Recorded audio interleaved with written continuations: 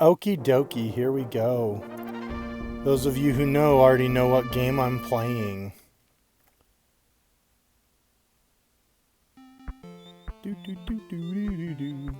So this is Donkey Kong Country, released in 1994. Good year for movies, good year for games. Yeah, man, in this game you actually play as Donkey Kong Jr. all grown up.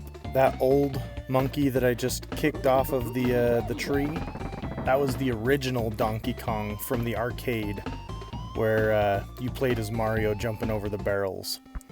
But anyways, here we go. Let's start a game.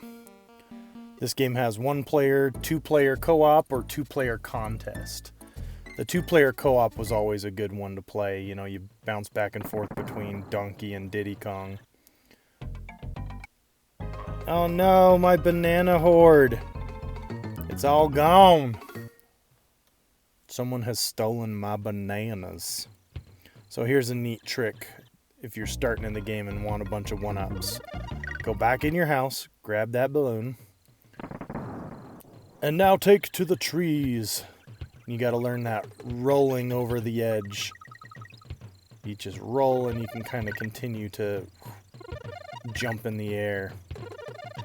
Yeah, that green one is real good. There we go. You also get a 1-up for getting the golden letter K-O-N-G. I skipped the K and the O, but that's okay. We're just running through, getting bananas, getting 1-ups. Boom. Almost always you want to be, if you're on that rhino, you want to just like smash the walls, because there's almost always a hidden cave where you think there will be in this game. I remember when this game came out, the graphics were just incredible, mind-blowing. You know, the different layers in the background, the different, you know, the textures, the animation kind of looks like claymation a little bit. But anyways, great game. 1-player, 2-player. See ya. Hey guys, how's it going? While we're talking about monkeys, let's talk about 12 Monkeys. This is a very shiny DVD case. This was a movie by Terry Gilliam, who of Monty Python fame. He's also done a few other. There's a movie called Brazil. It's kind of dystopian, futuristic, whatever. You know, he's got a few. Baron Munchausen. He did some really weird movies. The Imaginarium of Dr. Parnassus or whatever. I think that was Heath Ledger's last movie, which he died during production, and then several other actors like Johnny Depp and also step in to play this character, kind of like Doctor Who, changing faces. Anyways, Terry Gilliam, he's a wacky dude. He directed this movie, 12 Monkeys, time travel extravaganza. Bruce Willis is from the future, I think the year 2035, I believe.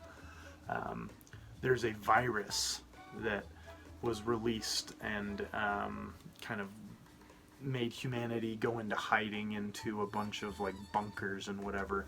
But they send Bruce Willis back in time to get a sample of the original virus so that they can, you know, before it mutates and whatever, so that they can create a vaccine or whatever. So, hide from the virus, so scary.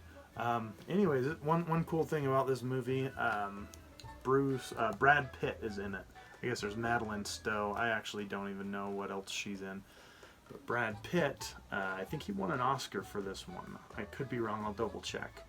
But he just plays an inmate at an insane asylum that Bruce Willis ends up getting taken to because he's a crazy man from the future.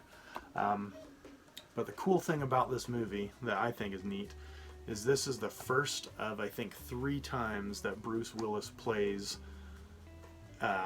an older version of himself that travels back in time and meets a younger version of himself, which is cool.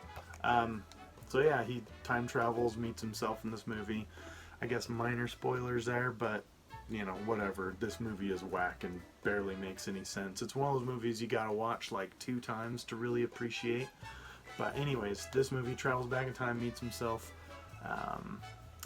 The kid, Disney's the kid. He goes back in time and meets himself. And what's that freaking movie?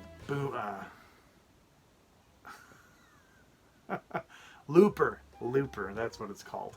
And that one's awesome. So he plays a hitman who travels back in time, and yeah, it's kind of neat. So just the idea of playing that same type of dude in multiple movies. So yeah, this is one of those just weirdly bizarre, surreal, kind of David Lynchian type movies.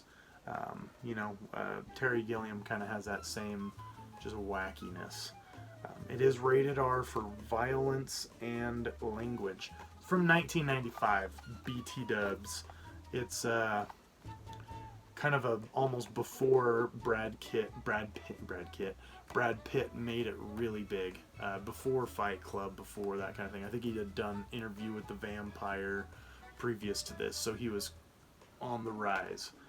But yeah, I mean, you can kind of see how young he looks in this picture, but he does a great job at playing kind of a wacky guy. I heard that Terry Gilliam, the director, was trying to get a frantic, manic, kind of character out of Brad Pitt, and one of the things he did to help him was to take away his cigarettes. So he forced him to kind of be crazy and crave the cigarettes that I guess he was a smoker. So anyways, this is a cool movie. It's very dark, very atmospheric, lots of weird, wacky sets. It's one of those movies you kind of don't know what's going on while it's happening, and right at the end of the movie, it kind of all comes together, and you're like, oh, that's so crazy. What a wacky, crazy movie. So anyways, it's a cool movie. I like it a lot. It's one of those ones that you gotta watch every couple of years just because it's weird. Really weird. And if you're showing someone who's never seen it, sell them on it being a Brad Pitt and Bruce Willis movie. And, they'll probably end up watching it because these guys are in great movies. And this is one of them.